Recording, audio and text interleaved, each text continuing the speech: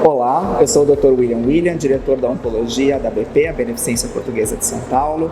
Eu tenho aqui comigo o Dr. Vladimir Lima, oncologista torácico do Hospital AC Camargo, e o Dr. Gilberto Castro, oncologista torácico do ICESP do Hospital Sírio-Libanês. Estamos aqui no Congresso Mundial de Câncer de Pulmão, em Barcelona, e hoje tivemos a notícia de expansão de aprovação do pembrolizumab para o tratamento de primeira linha dos pacientes com câncer de pulmão não pequenas células. E nós vamos comentar um pouco sobre o estudo que levou a essa aprovação, o KEYNOTE-042. Gilberto e Vlad, as instituições de vocês participaram desse estudo. Gilberto, você quer comentar um pouquinho o desenho desse estudo e o foco dele? Então, William, olá a todos.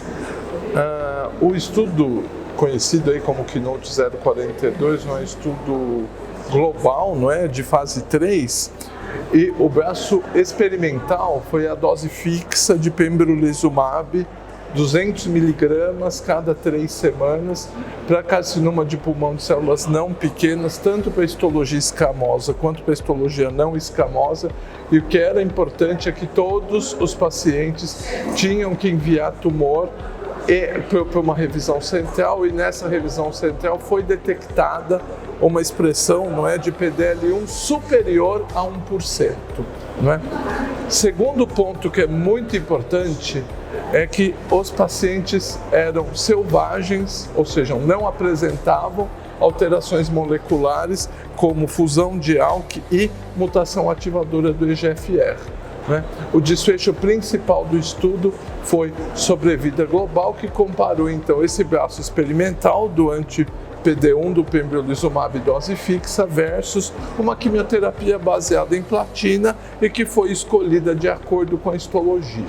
E em termos do estadiamento, eram pacientes estadio 4 ou aqueles pacientes estadio 3 que não tinham opção curativa? Exatamente. Ou seja, não eram candidatos a quimio-rádio, né?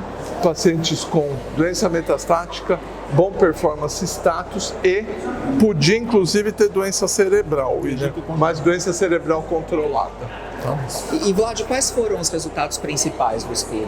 Então, na verdade, o estudo teve uma análise hierárquica, né? Então ele comparou pacientes com PDL1 tumores em expressão maior do que 50%, depois 20% e 1%, e para os 3 subgrupos houve uma redução do risco de morte, né, que variou aí de 0,67 a 0,82, com uma mediana de 20 até 16 meses para o grupo de expressão mais baixa. Há de se lembrar que um percentual alto dos pacientes tinham expressão acima de 50%, né, quase 50% da população, mas todos os subgrupos se beneficiaram com o aumento da sobrevida global, que era o desfecho primário do estudo.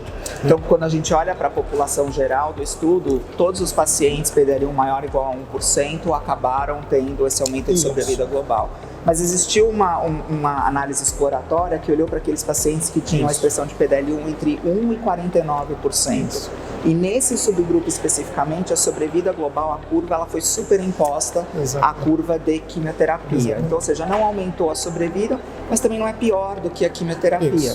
E eu acho que daí que a gente talvez extraia aonde que a gente vai usar isso na prática clínica diária. Sim. Então, a meu ver, naqueles pacientes que têm o PDL1 maior ou igual a 50%, a gente tem 2 opções de tratamento. Ou pembrolizumab como monodroga, ou a combinação de químio mais imunoterapia.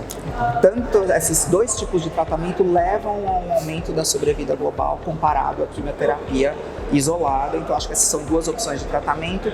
A taxa de resposta de químio mais imuno parece ser um pouquinho menor do que imunomonoterapia, comparando estudos diferentes. A gente sempre faz essa ressalva, né?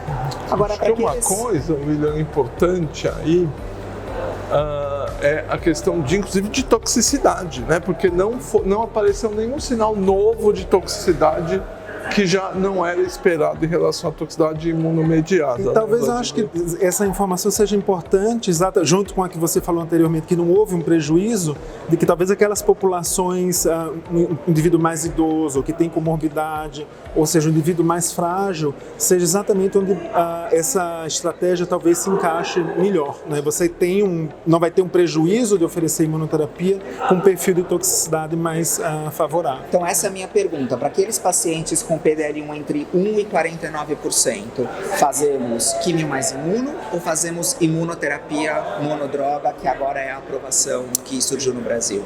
Eu acho que, como os resultados mostram um desfecho melhor quando você combina com quimio-imuno, para o paciente fit, sem comorbidade, com bom estado geral, com função orgânica preservada, função renal preservada, eu acho que a melhor estratégia é a combinação de quimio com imunoterapia.